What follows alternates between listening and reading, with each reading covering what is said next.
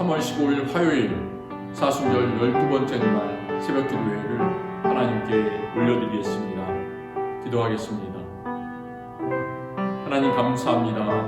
목마른 우리의 영혼을 주님의 단비로 말씀으로 채워주시니 참 감사합니다.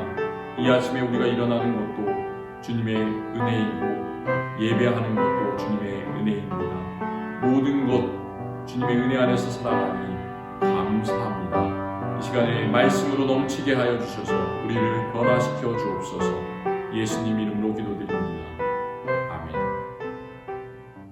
찬송가 526장 목마른 자들아 1절과 4절 같이 찬송하시겠습니다. 목마른 자들아 다 이리 오라 이곳에 좋은 샘 흐르도다 힘쓰고 애씀이 없을지라도 이 샘에 오면 다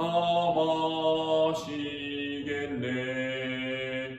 이 샘의 이름은 생명의 샘물 저수정 빛같이 늘 막도다. 어린 양 보좌가 근원이 되어 생명수 샘이 늘 그치지 않네.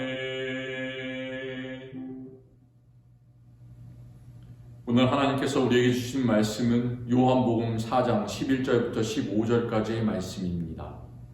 신약성경 요한복음 4장 11절부터 15절까지의 말씀을 봉독하겠습니다. 여자가 이르되 주여 물기를 그릇도 없고 이 물은 깊은데 어디서 당신이 그 생수를 얻겠사옵나이까? 우리 조상 야곱이 이 우물을 우리에게 주셨고 또 여기서 자기와 자기 아들들과 짐승이 다 마셨는데 당신이 야곱보다 더 크니이까? 예수께서 대답하여 이르시되 이 물을 마시는 자마다 다시 목마르려니와 내가 주는 물을 마시는 자는 영원히 목마르지 아니하리니 내가 주는 물은 그 속에서 영생하도록 솟아나는 샘물이 되리라. 여자가 이르되 주여 그런 물을 내게 주사 목마르지도 않고 또 여기 물 기르러 오지도 않게 하옵소서. 아멘. 수도시설이 없던 옛날에는 사람들이 목마름을 해결하기 위한 방법으로 강물을 직접 기르러 나르든지 아니면 우물을 팠습니다. 역사상 최초로 발견된 우물은 지금으로부터 약 1400년 전에 팠던 우물이라고 전해지고 있습니다. 그러니까 우물은 인류 역사를 통해서 계속해서 인간과 함께 해왔다고 해도 과언이 아니죠. 처음에는 사람들이 우물을 깊이 파지 못했습니다. 이제 조금 파고 그래서 비가 오면 그 물이 조금 고여서 마시고 다시 가뭄이 들면 말라버리는 그런 우물이었습니다.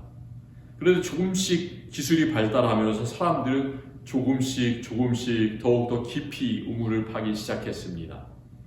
땅속에는 물이 통과하지 않는 그런 층이 있는데 그것을 뚫고 수십 미터를 또 수백 미터를 파내려갔습니다.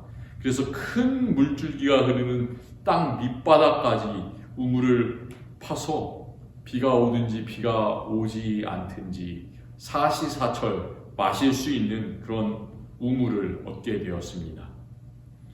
사마리아 여인, 이런 마르지 않는 계속해서 흐르는 물을 소망하던 사람이었습니다.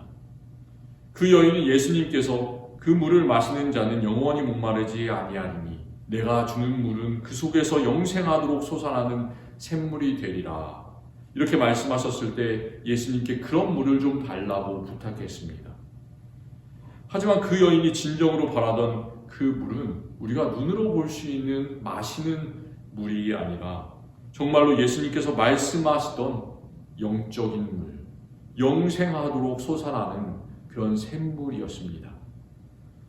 그녀가 목마른 것은 마시는 물이 아니라 정말 그 속을 시원하게 해주는 영적인 갈급함을 채워주는 물이었습니다. 우리는 그 사마리아 여인이 낮 12시에 그 우물가에 온 일을 알고 있습니다. 사막으로 뒤덮인 이 땅에서, 이스라엘 땅에서 낮이 되면 어떻습니까? 갑자기 온도가 솟구쳐 올라갑니다. 사람들은 더위를 피해서 이른 아침에 오든지 아니면 저녁 늦게 이곳에 찾아왔습니다. 그런데 이 여인은 아마도 일부러 다른 사람의 눈을 피해서 가장 사람들이 나오지 않는 더울 때 찾아왔던 것 같습니다.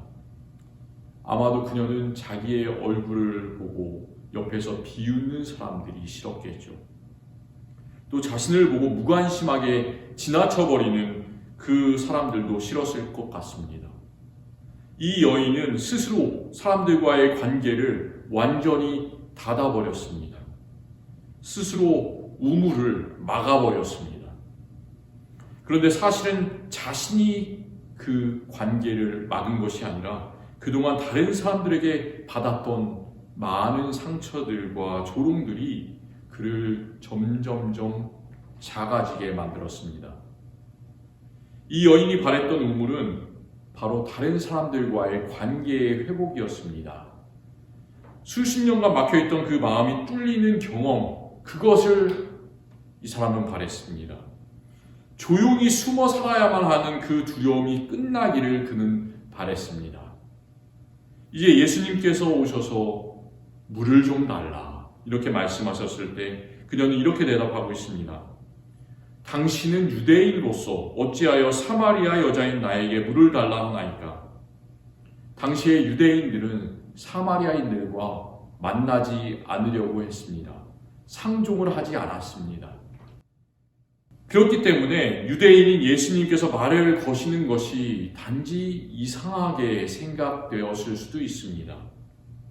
그런데 조금 더 깊이 생각하면 아마도 그녀를 상종하는 사람들은 유대인이건 사마리아인이건 아무도 없었던 것 같습니다. 그는 깊은 관계의 단절을 경험하고 있었습니다. 그런데 예수님께서는 그녀에게 오셔서 이제 생명의 물을 약속해 주십니다. 가서 너의 남편을 불러오라. 그렇게 말씀하시면서 그녀의 모든 속 깊은 것을 예수님께서는 헤아려 보십니다. 그리고는 이방인인 그녀를 영과 진리로 예배할 수 있도록 예배자로 회복시켜 주십니다. 그때 그녀는 세상에서 단 한 번도 경험하지 못한, 세상 어느 누구와도 경험하지 못한 가장 친밀한 관계를 경험하게 되었습니다. 그리고 완전히 변화되어서 이제는 주님을 따르는 사람이 되었습니다. 우리에게도 이런 놀라운 역사들이 일어나기를 원합니다. 우리가 해야 되는 일들은 더 깊은 데로 그물을 내렸던 베드로처럼, 그리고 더 깊은 곳으로 우물을 받던 이 사마리아 여인처럼 그렇게 하는 일입니다. 오직 주님을 소망하는 우리들의 목마름을 주님께서는 영원한 생명수로 채워주심을 믿습니다. 내일 이 시간에는 히브리서 12장 1절부터 3절까지 말씀으로 하나님의 은혜를 나누겠습니다. 오늘 하루 주님의 생명수를 받아 귀하게 누리는 우리 모든 성도님들이 되시기를 바랍니다. 기도하겠습니다. 하나님, 참으로 감사합니다. 어디에서도 관계를 회복할 수 없었던 이 사마리아 여인을 만나주셔서 그녀를 회복시켜 주시고 제자로 삼아주신 예수님의 모습을 우리가 발견합니다. 그리고 우리도 예수님 안에서 이 목마름을 해결받기를 원합니다. 세상의 어느 누구도 우리의 갈증을 해결해 줄 수 없지만, 영적인 갈증을 해결해 줄 수 없지만 오직 예수님께서만 우리의 길과 진리와 생명수가 되심을 우리가 고백합니다. 우리를 채워주시옵소서, 변화시켜 주시옵소서, 함께하여 주시옵소서. 예수님 이름으로 기도드립니다. 아멘.